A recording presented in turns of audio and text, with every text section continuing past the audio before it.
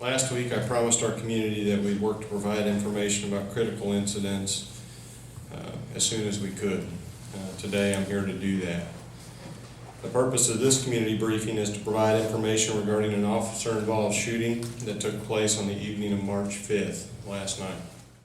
I want to stress that this is a preliminary timeline of events. This is a very active investigation, and there could be minor changes to timelines and information as the investigation continues.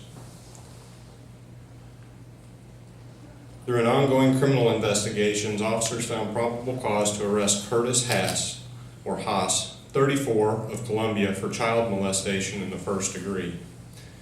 Here's a timeline of the events that took place during last night's incident.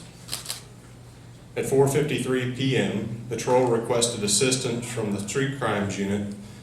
No contact had been made with Mr. Haas at this time.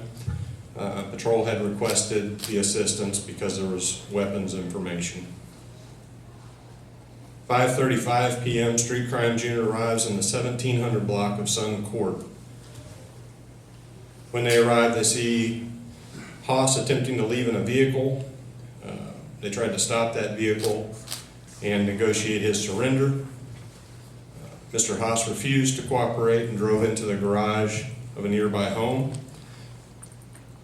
After exiting his vehicle, he pointed a handgun at one of the officers and retreated back into the house. At 5:42, crisis negotiation team and the SWAT team were activated, and they responded with our Bearcat and the mobile command post. We also began to shut down traffic in the area.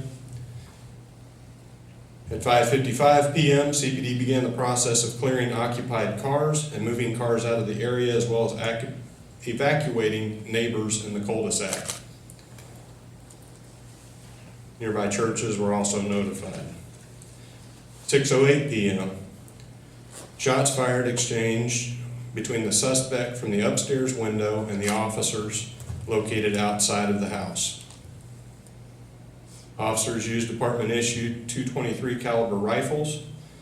The suspect had multiple firearms in the residence.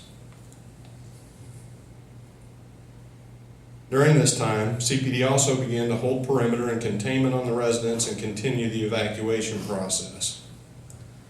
We were still attempting to make contact with Haas by phone and a PA system, and one officer did hear voices inside. 6:13 p.m., we requested mutual aid.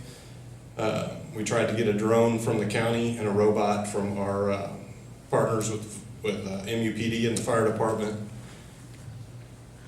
6:20, county and state assistance was requested for the outer perimeter.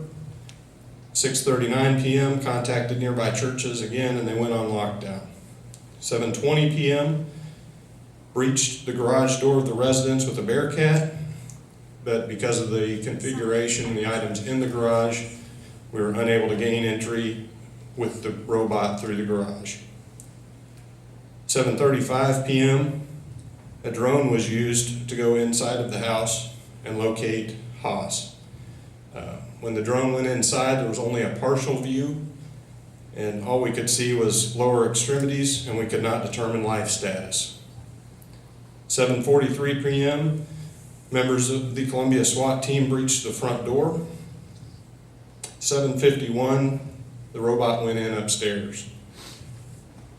When the robot went in, they determined that it was safer to do the entry.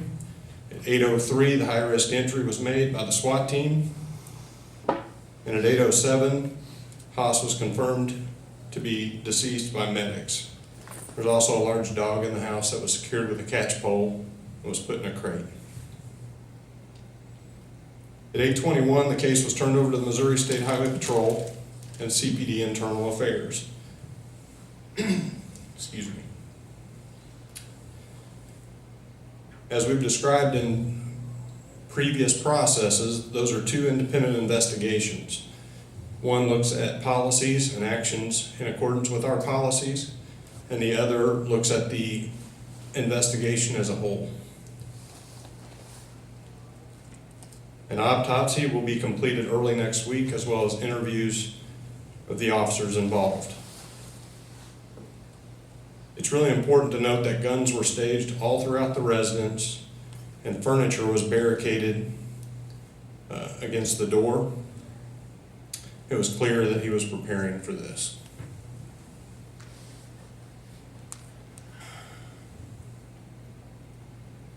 Three officers who were involved in the exchange of gunfire have been placed on administrative leave per our department's policy. The officers involved in this incident were veterans. One officer has more than 15 years of experience in law enforcement. A second has more than 10 years, and the last more than 25 years. When incidents like this occur, it affects not only the families of those killed or injured, but the families of the officers involved. I'm thankful for the work that our officers do each day to keep our community safe.